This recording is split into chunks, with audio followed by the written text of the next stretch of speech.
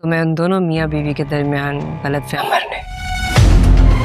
मोहब्बत का खेल रचाती, उनकी तलाक करवा लेती।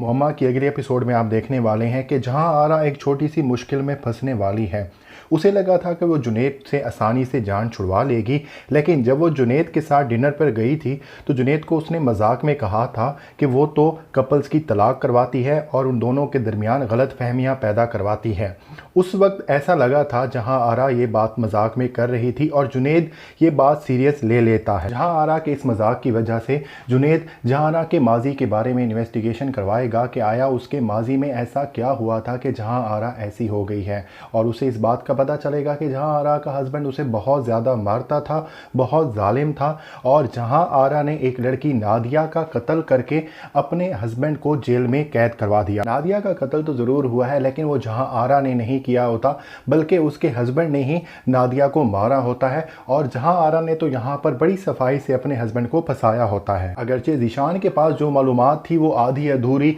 आधी सच्ची आधी झूठी थी, लेकिन उसके बावजूद भी जहां आरा फिलहाल बहुत ज़्यादा मोहतात हो जाएगी।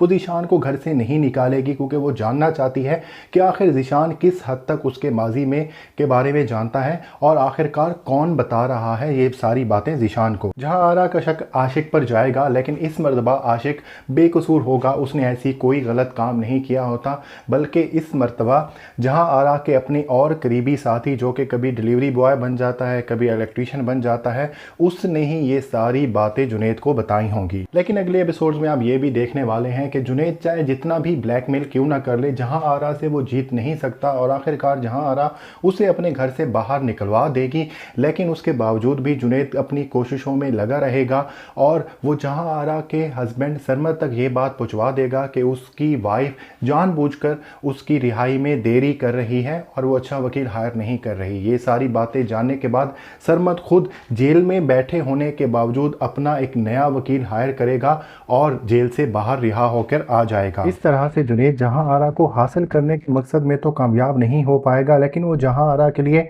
इस हद तक मुसीबतें ज़रूर खड़ी कर जाएगा कि सरमद ज़मानत पर रिहा होकर बाहर आ जाएगा, और उसके बाद जहां आरा के लिए पहले जैसी खुशहाल ज़िंदगी गुजारना मुश्किल कर देगा। नाज़रीन, ये थी आज की वीडियो। अगर आपको हमारी वीडियो अच्छी लगी हो तो वीडियो को ज़रूर लाइक कीजिएगा और चैनल को ज़रूर सब्सक्राइब कीजिएगा।